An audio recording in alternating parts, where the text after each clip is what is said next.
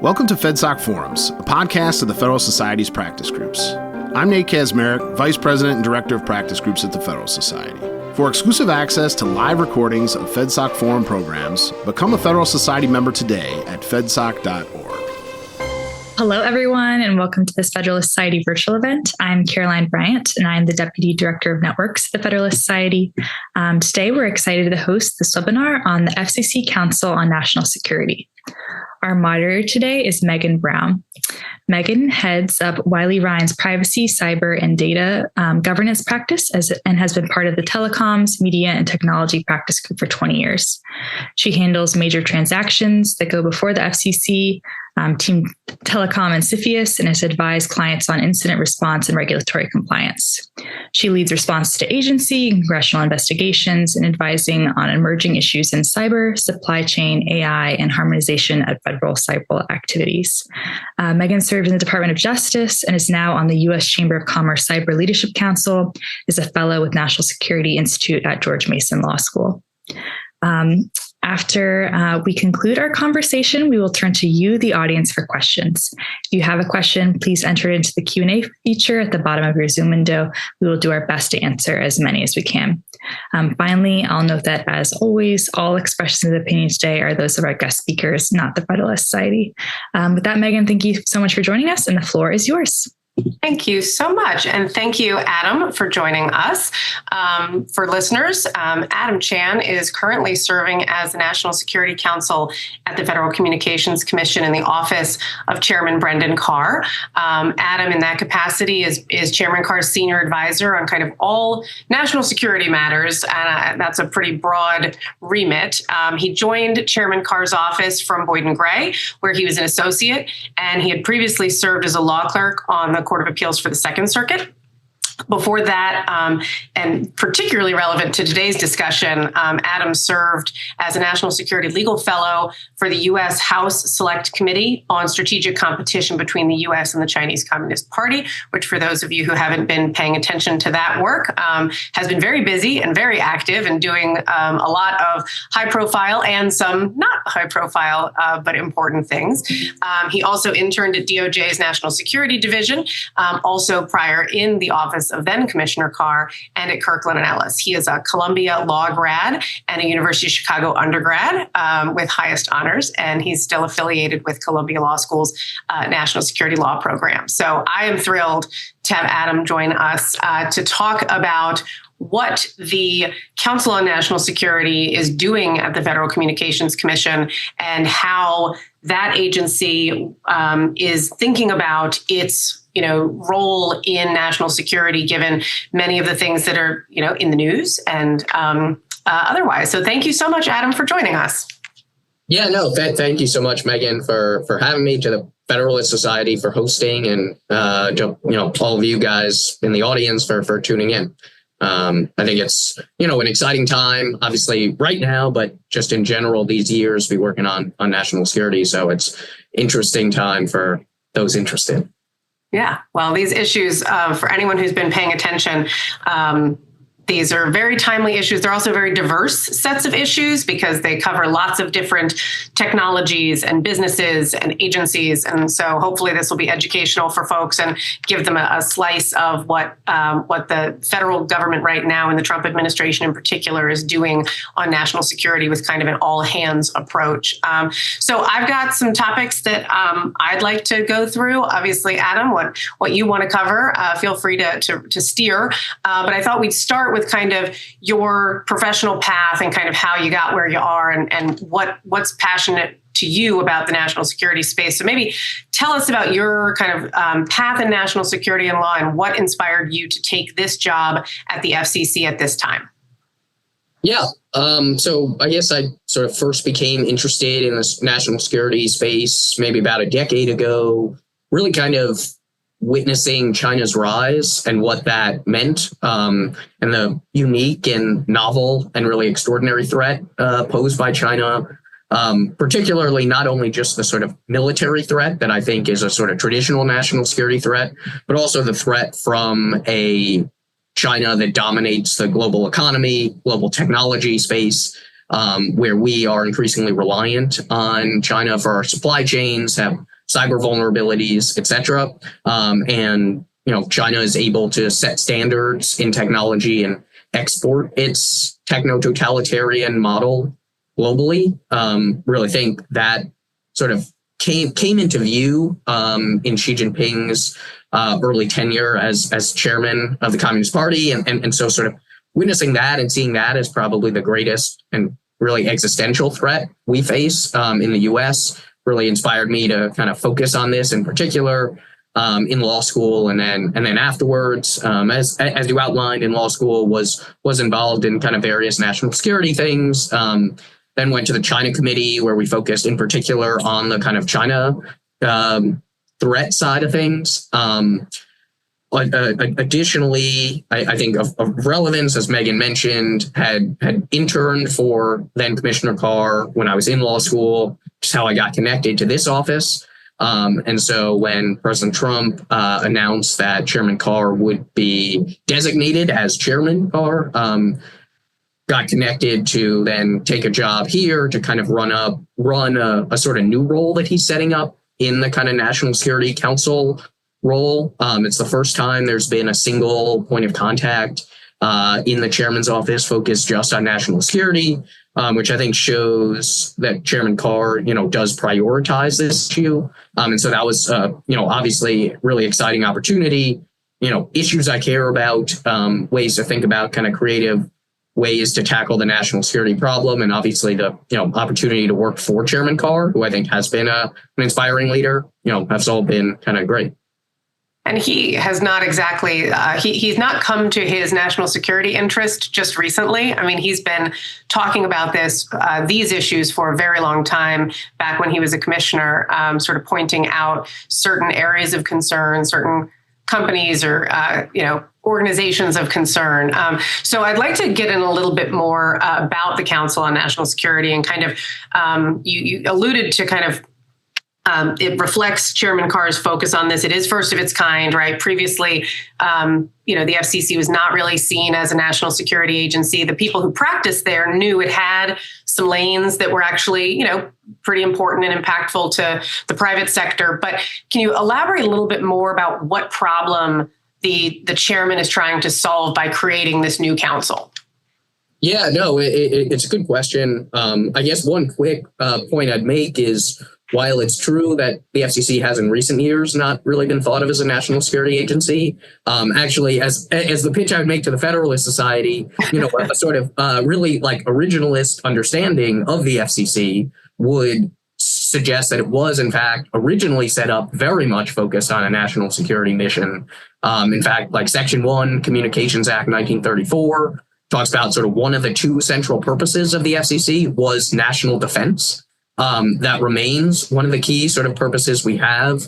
When I look outside my office, all the old chairs of the FCC and its predecessor, the Federal Radio Commission, on the wall, like the earliest chairman, are all in military garb. And so it was sort of originally set up given communications relevance in the national security context. I think we see now just how critical communications networks are in the military context, especially some recent technology. I mean, beyond just radio, we now have satellite communication. We've seen how Starlink in the sort of private satellite space has a major role to play in the conflicts, both in Ukraine and the Middle East. We've seen drones, which use FCC regulated spectrum and get authorized by the FCC, play a critical military role. Submarine cables have been in the news a lot lately.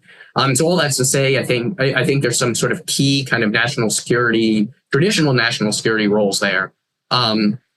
Also, I guess sort of turning kind of more recently, I think the FCC has been much more involved, especially on the China tech threat side of things. Both sort of revoking authorizations to engage in, international telecommunication services through the Section 214 process against like some Chinese state-owned telecom providers, part of a kind of global counter Huawei and ZTE program.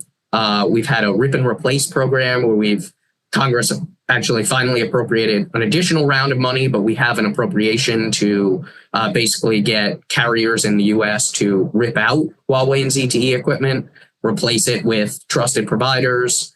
And then I think sort of most relevantly in the last few years, Congress has actually acted with two statutes, the Secure Networks Act and the Secure Equipment Act, both of which authorized and in fact required us to create a list of untrustworthy equipment and services deemed to pose an unacceptable risk to national security, that one would sort of go on our covered list and wouldn't be allowed in networks, but would also, most importantly, would be prohibited from receiving authorization for import, market, or sale in the U.S. going forward. And so that's equipment like Huawei's equipment, but also Hikvision cameras. And the list can, evolve and grow as more and more agencies, can make determinations to add to that list. So all that's to say, I think there's a lot going on now in the national security space, in sort of China tech space. And I think all those reasons are why I think Chairman Carr wanted someone, in his office who could prioritize these issues.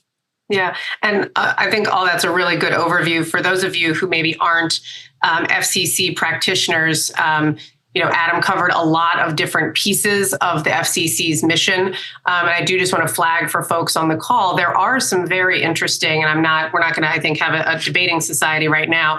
There are some interesting questions, I think, about the scope of the FCC's specific and general grants of authority when you've got, for instance, these recent enactments by Congress that are very specific and directive to say, hey, we're ratifying, for example, what Chairman Pai put in place on some of the restrictions that he had envisioned before Congress acted. But I think there are some real questions about the scope of the general national security role of the FCC when it comes to specific activities. And I think for Federalist Society folks who are interested in those questions, lots of things to look at when you're reading an FCC order, or maybe some of the judicial activity that has come out of the FCC and some of its actions, thinking how those will map onto perhaps some of the national security steps that the agency is contemplating. But I know you guys are very thoughtful and are thinking about all of those interesting ad law questions. So 100%. Just one sort of quick point on that. I think it's definitely something, as a member of the, Federalist Society, very much sort of by the, we are an agency that only exercises authority insofar as Congress has granted us that authority. And we are not the sort of one-stop shop for all things national security. There are other agencies that take the lead there. But when it does sort of affect core communications networks, that is something where, the FCC has a kind of critical role to play. But I think we are trying to be careful to not overstep our jurisdiction. Yeah, no, I think that's a great point. And it highlights to me one of the challenges that maybe we'll discuss in a bit about that coordination with the other stakeholders that play in the national security space. But real quick, can you give us a sense of who's on this council? Is this all an internal group? Is it external people too? Is it interagency? What kind of is it? Yeah, so we set up this council a few months ago. I think for those who don't really know the FCC has sort of 16 different offices and bureaus, mostly organized by technology or subject matter expertise. So we have a space bureau and a wireline bureau and a media bureau. And we also have a separate office of general counsel and an enforcement bureau that enforces our rules. And so the council sort of brings together representatives from all of these different bureaus into one organization, breaks down silos, enables information sharing, to really sort of coordinate and allow the chairman to kind of drive an agenda on national security that cuts across all of this and ensures, a sort of institutional memory. There are people in every bureau who are sort of cognizant of and tracking the national security concerns. So as of now, the actual sort of members of the council are all sort of internal FCC employees. But I think one sort of critical role is to kind of elevate the FCC's national security role, both to the wider public and industry, but then also to the interagency and that kind of thing. Right. So I think I would like to pause for a minute on kind of your mission and what I understand to be kind of your three-part goals, which is supply chain security, guarding against cyber and espionage threats, and then ensuring leadership in critical tech. And those are three really big, those are three big goals. So maybe you could kind of break down what they each mean and give maybe an example of kind of a work stream or what that might mean to the new listener to understand what that means at the FCC. Yeah, no, 100%. I think that's great. A great point.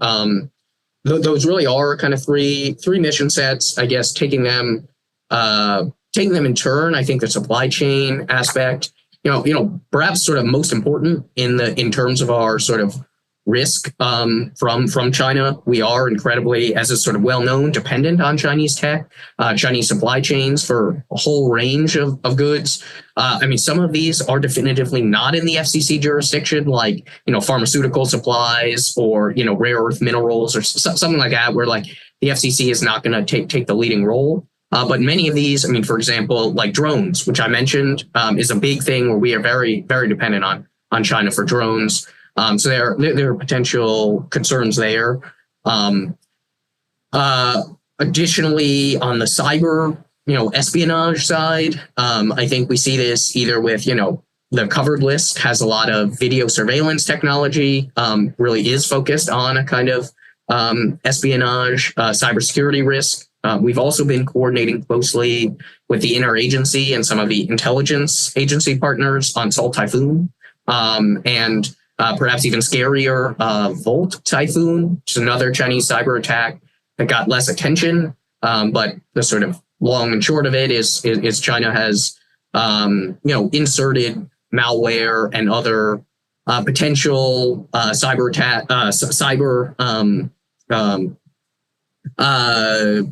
so it basically has inserted problematic software, malware, hardware into critical infrastructure throughout the U.S. in the case of, say, a war over Taiwan, that they could sort of activate that to take out a lot of critical infrastructure.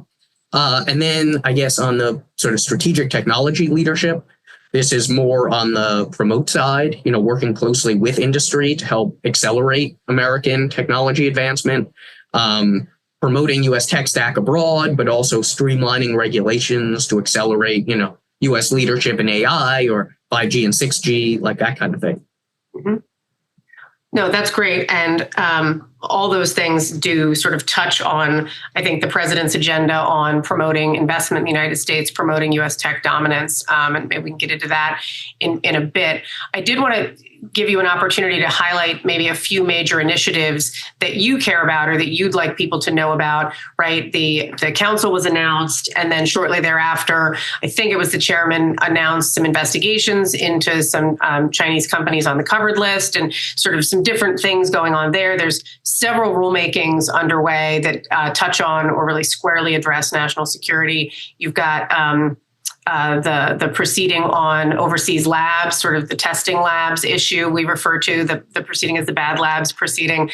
You've got foreign adversary ownership review for folks who don't practice before the FCC. The FCC, because it authorizes license transfers and has to bless foreign ownership of certain things that are heavily regulated in the U.S.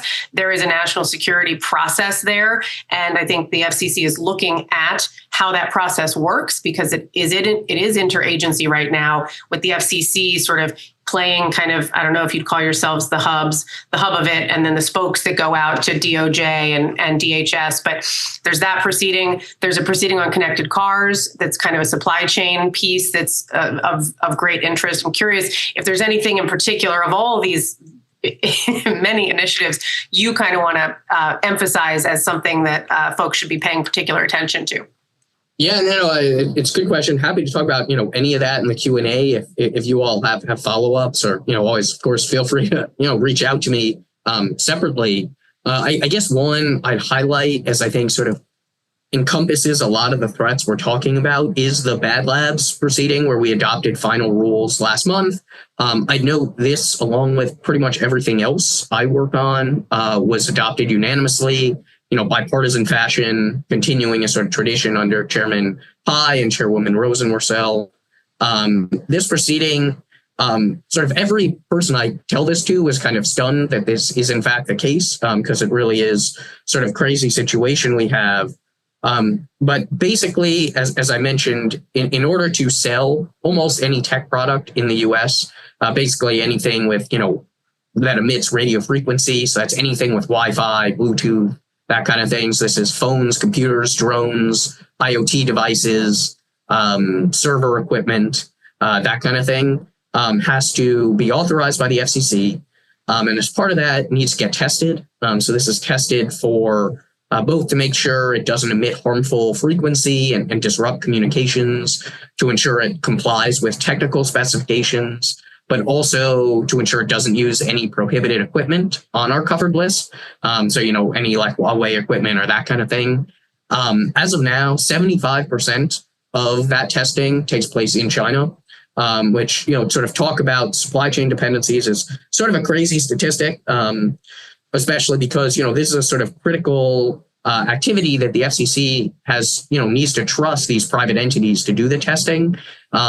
Often these Chinese labs are owned directly by the Chinese government, owned by national champions. One, until last year, was even owned by Huawei. So we had a sort of insane situation where Huawei, the Huawei-owned lab had to, among other things, certify that the products were not, in fact, Huawei products. Some obvious reasons we wouldn't trust that. Additionally, there are risks here of, potential malware inserted into products. Chinese labs can gain access, and thus, one Chinese lab does, the whole Chinese government does, gain access to U.S. Technology, IP, learn about the U.S. market through this process. So in any event, we are taking action there. Last month, we adopted rules to basically withdraw recognition from labs that are owned by or subject to the jurisdiction the direction or control of the Chinese government or other foreign adversary labs.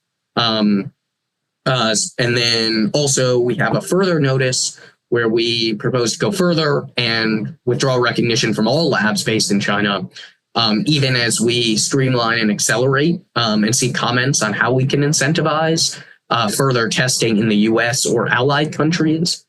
So it's sort of, even as we are cutting off foreign adversaries, looking at how we can, reindustrialize and accelerate nearshore, onshore, that kind of thing. Yeah.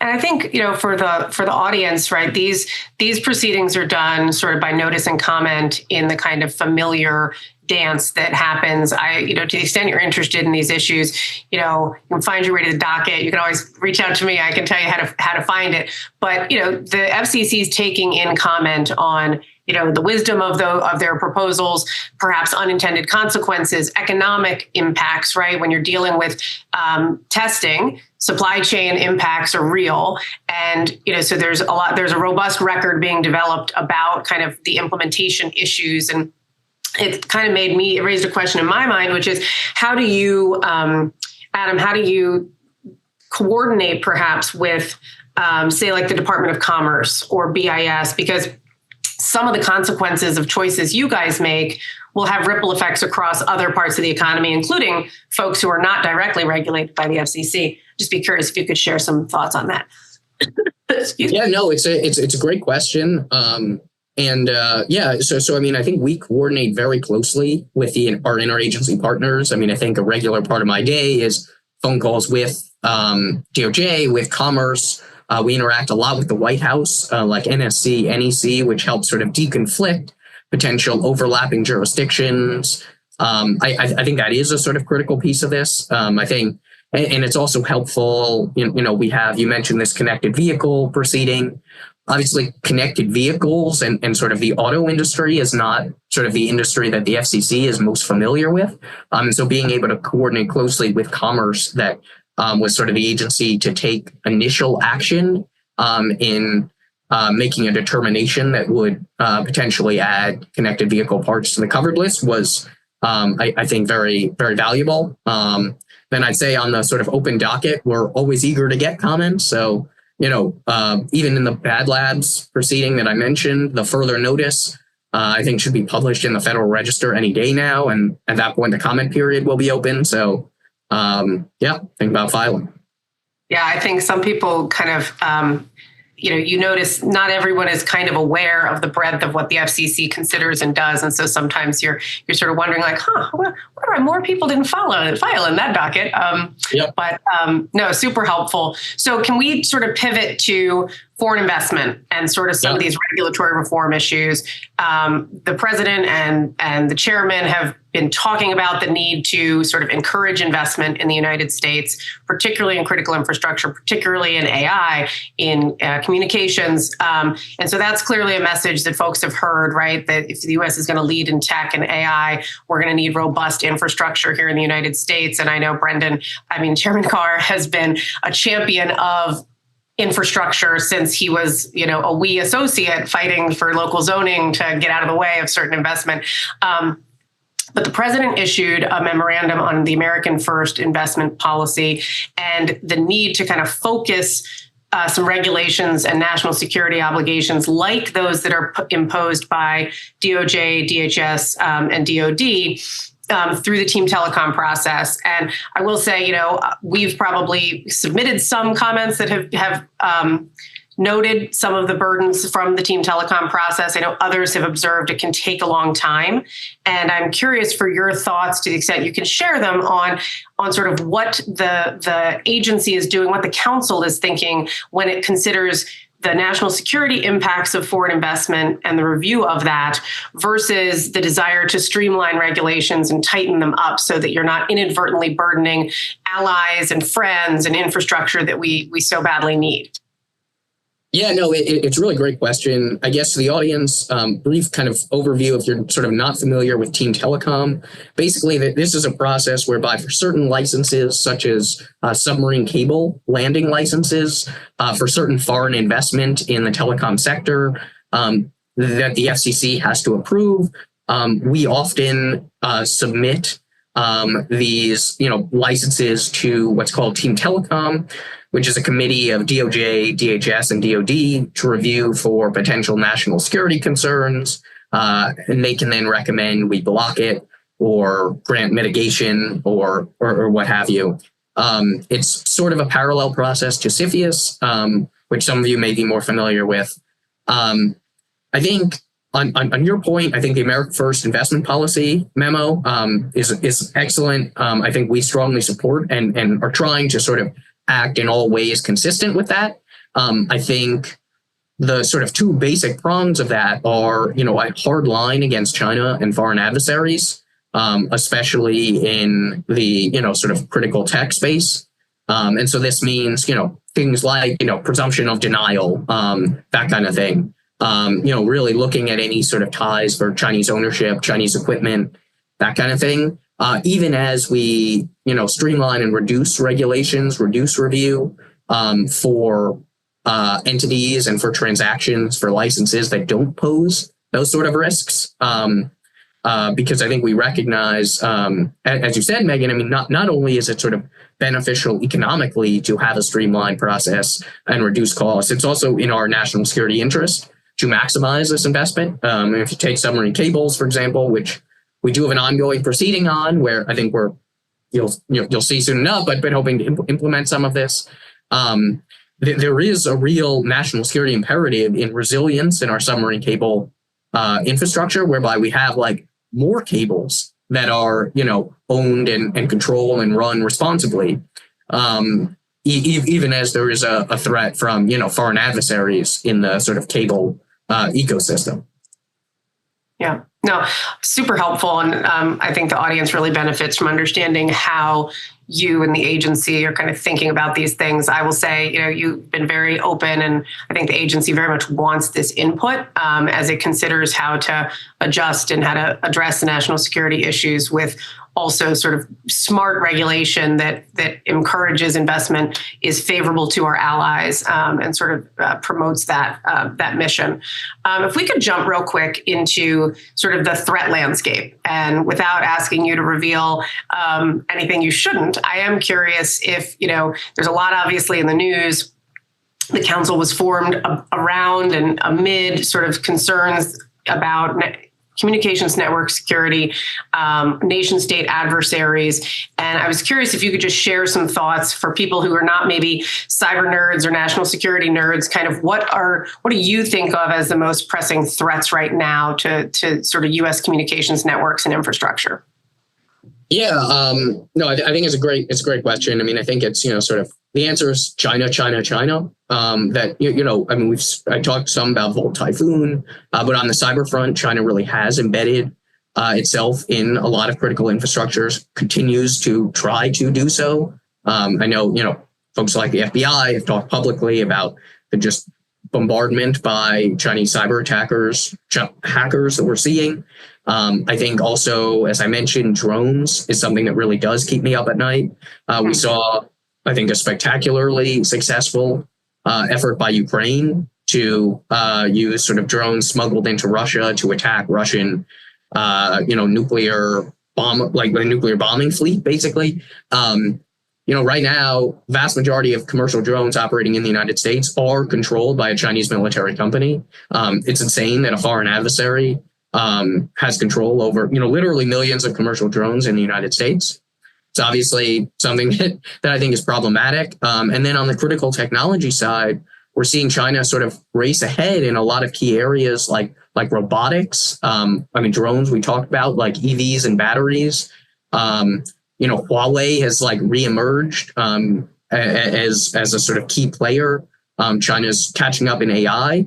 I think one thing that does scare me is AI. Many people think the sort of future of AI will be determined by who can, has the greatest scale in terms of data and data processing. And if it's a question of who can scale fastest, who can build infrastructure fastest, I really worry about our ability to compete with China on that score, given what they've done in the last couple of decades. We did not discuss this question beforehand, but it's a little bit of a curveball. But your comments about AI kind of made me think of it. Are you guys participating, interested in, troubled, pleased by the discussions in Congress on various AI policy solutions, right? We do a lot of work in this space and are watching keenly, right?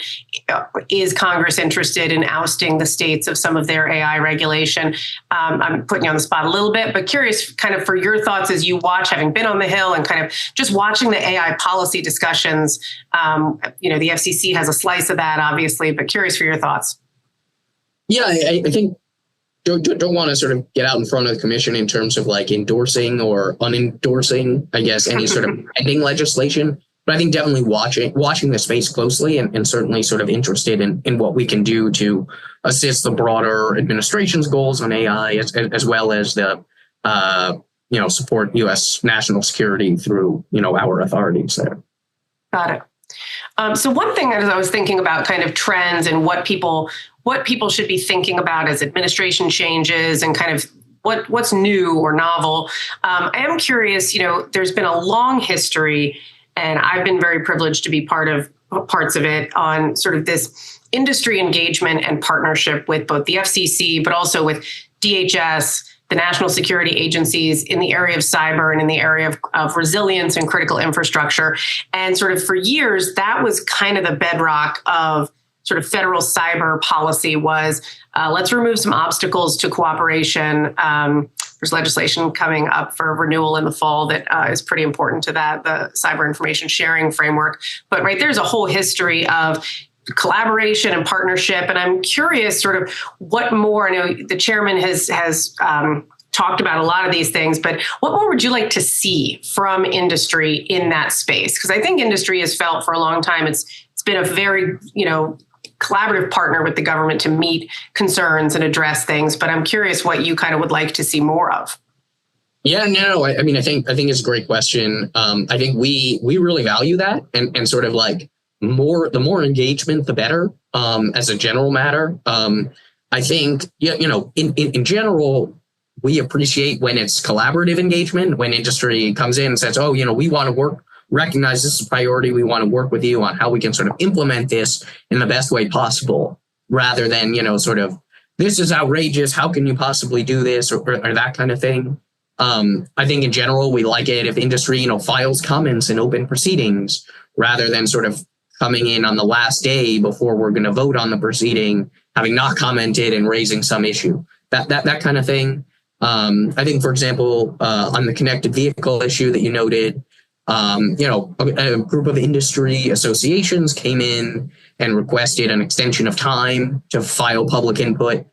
We were very, they were eager to sort of work collaboratively in how we can implement this rather than saying, this is an outrageous, assault on America, that we then, granted the extension of time, have been meeting with industry folks. And so I think that's been all to the good.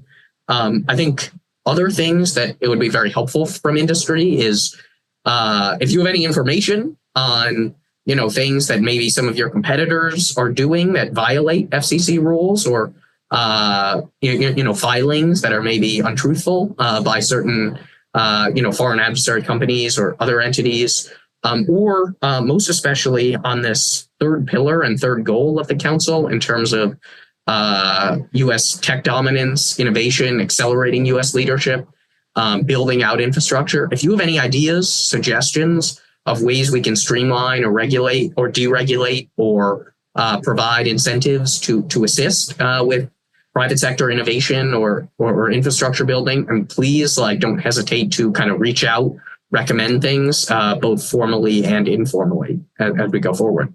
Did you get a fair bit of input along those lines in the chairman's delete proceeding? And I'm curious if your council has been kind of pouring through that docket for ideas. Yeah, 100%. So I mean, I think that was great. For those who don't know, Chairman Carr put out a ongoing proceeding called Delete, which basically calls on all members of the public to submit recommendations for regulations we can delete that maybe don't serve their purpose, or about outdated technology, or the costs way exceed the benefits, that kind of thing. So definitely interested in that. Definitely also interested in things, not even deregulation, but changes to regulation that we can also, sort of streamline and accelerate and help achieve, sort of national security goals by promoting U.S. innovation. Great. Yeah. And it's interesting. I think, a lot of folks look at those proceedings and the OMB one, and there's several that kind of picked up that theme that Chairman Carr went out early with. And I think some folks are wondering, is it legit? Should we really go in? And my perspective has always been, you're not going to get what you don't ask for. So you probably should go in and ask. 100%. The more of that, the better. So let's talk for a minute, because I do feel like, I've worked with and supported some of the work by the CISRIC for a while, and I thought we'd be remiss if we didn't talk a little bit about that. This is the Communication Security, Reliability, and Interoperability Council, which I literally have to pull up every time because I can say CISRIC really well, but it's very difficult for me to get through the full proper name of it. I was curious if to me, this sort of goes with this public-private partnership model. It also seems like it's a useful place to talk about balancing innovation, and kind of, there's a lot of really technical work that gets done there. I don't know that I would encourage all the listeners to go pull up the latest CISRIC reports, but some of them are really quite thorough and have a lot of good stuff in there. So I'm kind of curious if you could address CISRIC and kind of what, I know the chairman was at the recent meeting, and sort of just give the audience a sense of what CISRIC does, why it matters. Yeah, I mean, I think why CISRIC matters is sort of a lot of what we were saying. I mean, it allows for private sector input, advice, suggestions, and also their technical expertise. And so really allows for greater engagement with industry. As you mentioned, there was a recent meeting of the CISRIC. I think the sort of new CISRIC priorities that the chairman announced we're going to be focused on are, AI, both sort of opportunities and potential threats, as well as like 911 calling, which is somewhat outside my area that I deal with, but obviously a priority for Chairman Carr and the commission. Great. So just sort of as we're getting to the end of our time together, I was curious if you could talk about any, and I know it's still very early for the council, so maybe we can do this again in next year or in a couple of years as well, but kind of thinking about early wins and kind of how you and the chairman think about what success looks like, right? Because there's a process point and an outcome point. I'm just sort of curious, what does winning to you guys for the council look like in a year or two? Yeah, it's a good question. I'm hesitant to talk about specifics because we do have an agenda of specific things we would like to get done that aren't ready for public release. But I think in a broad level, there's sort of two kind of broad areas. One being kind of specific progress on each of the three goals that the council has stood up, that we can point to actual rules that we have adopted, or changes to rules, or deregulation items, anything like specific things where we have changed the law to actually promote those goals and achieve sort of substantive wins. And then I think secondly is to again sort of elevate the FCC stature when it comes to national security, so that entities in the interagency, in Congress, in industry look to the FCC as a key player in these conversations. Yeah. That's great. And we do have a couple of questions. So before I go to my last couple, maybe you, I don't know if you've been tracking them, Adam, but I'm taking a peek now. I am kind of curious. Some are a little they may ask you to kind of get real specific, and I don't know if you want to, but, one is about, is the council involved in addressing vulnerabilities in sort of second, third, and down tier suppliers in the defense industrial base? The point made by the commenter is many are small businesses that may not have kind of the scale or sophistication. I'm curious for your reaction. This may also be an example where you might want to talk about coordination with other agencies, because there's certainly a lot that DoD, the Federal Acquisition Supply Council, and others are doing in this space, but curious for your kind of reaction to that question from the audience. No, I mean, 100%. I think it's a huge problem. Ultimately, it's primarily going to be DoD when we're talking specifically about the defense industrial base. But obviously, a lot of these components have dual use.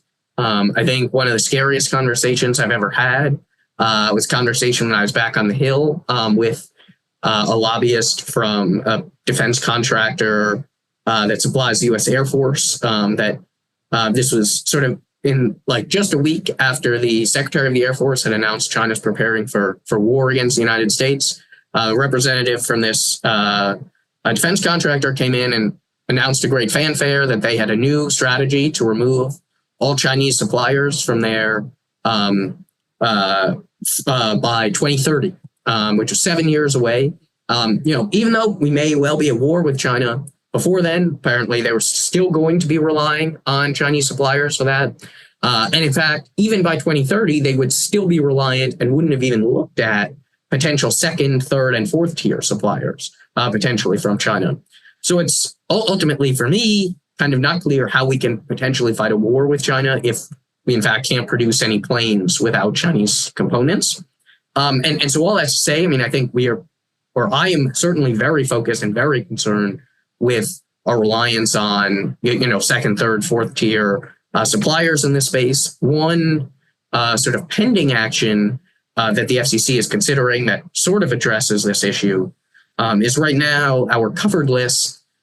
We prohibit authorization for equipment that is listed on our covered list. So, for example, a Huawei phone, for example. But we do not have any restrictions on equipment that uses components produced by Huawei. And so we have an open proceeding now. This is back further notice of proposed rulemaking from Chairwoman Rosenworcel's day, following up on the Secure Equipment Act, where that is an open thing that the Commission has been looking at. And so I think all that to say, I mean, certainly component parts are a key issue. Often we have to address this by, sort of either directly regulating or enforcing against the actual regulatees rather than their suppliers, but we can sort of address the issue of broader supply chain concerns through that. Yeah.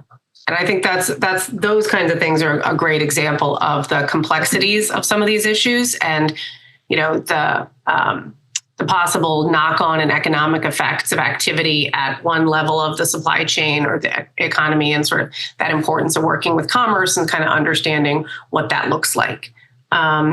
So I think one other question we got is asking if you could identify some of the China-based companies associated with the typhoons, and you've mentioned a couple of the typhoons, and if you think it's important for us to know that. I'll put that out there. There's a reference to an investigation into TP-Link and sort of a router manufacturer. I don't know if you want to elaborate on anything. Just wanted to flag the question. Yeah, I mean, good question. Not going to flag any sort of specific companies, and obviously the TP-Link, I'll sort of let Commerce talk about their specific investigation. From sort of our authorities there, I think usually we are not the agency to identify specific companies as the threat. That we really rely either for the covered list or for Team Telecom. We rely on other sort of agencies to make those determinations. So, for example, like in the Bad Labs proceeding, we relied on the Commerce Department's definition of foreign adversaries. We relied on, DOD's list of Chinese military companies. We relied on, the Commerce Department's entity list, et cetera, et cetera. And so if an entity such as the Bureau of Industry and Security and Commerce were to make a determination about TP-Link or any other company's equipment, we would take action to put it on the covered list as we are required to do. But it's unlikely going to be the FCC decides, we think Chinese equipment maker X is a big threat, and therefore we independently are going to unilaterally decide to take action against them. Yeah. I think our last question is about chip security, and I'm curious if you want to bite on the question about whether certain Chinese manufactured chips have certain capabilities in them, and maybe more broadly, if you want to weigh in on kind of the semiconductor discussions that have been going on. Maybe that relates more to your time on the Hill, but curious if you have any thoughts to share. Yeah, I mean, it's a good question. Obviously, our vulnerabilities there are huge from Chinese chips and just the lack of U.S. production. Had been working on the Hill a lot. I think sort of one area where we do get it, some of this is some of the equipment to produce, as well as semiconductors are obviously key components. So insofar as we look at components, component parts produced by entities on the covered list, their potential, potential to look at semiconductors there as well. I noticed also someone has their hand up. I don't really know how to call on someone, but if they want to put their question in the Q&A, we're happy to sort of answer that too. That's great. Good eye. I did not notice that, Adam. So thank you. Yeah, drop it in the chat if you can. And then I thought we would maybe close with a couple of more general questions. One is, can you comment, we saw at the beginning of the Trump administration a whole lot of activity focused on government efficiency. And I'm curious if you could comment on how the FCC as an agency kind of responded to the president's calls and sort of whether that affected your national security mission or sort of led to a reprioritization, but just sort of, I think that's timely for folks who probably wonder how the FCC handled or was affected by those early administration trends. So, I mean, obviously the commission has taken on its sort of responsibility to promote efficiency pretty strongly. We've been, working closely with the broader administration. I have not been the sort of leading person in the agency working on sort of DOGE related efforts. That said, I mean, obviously we have announced sort of savings on, major contracts, and certainly I obviously support the broader mission to be efficient in everything we do. We talked about the delete proceeding. We are trying to streamline and cut regulations where possible. Often, even as we adhere to the sort of 10-to-1 ratio of cutting regulations to adding new regulations, the national security stuff often falls in the one base. And then I think it's, I think a lot of folks here will sort of acknowledge what one area where they definitely think sort of government unquestionably has a role is in this sort of national security space. I think one area where I'm particularly excited, and you all should be particularly excited if you use FCC filing interfaces or other databases is looking at sort of ways we can modernize IT to promote efficiency on that score, where I think a lot can be done there. So that'll help with sort of national security, but also sort of other efforts as well. Very much welcome, as my colleagues and our legal assistants and our teams very much would welcome that. And then I guess my last question is kind of any advice for anyone. We often get law students dialing into these, and I'm curious if you could share any advice for folks early in their career who might have an interest, as you did, in national security, in cyber, and kind of these important issues. Yeah, no, for sure. I think it's a good question.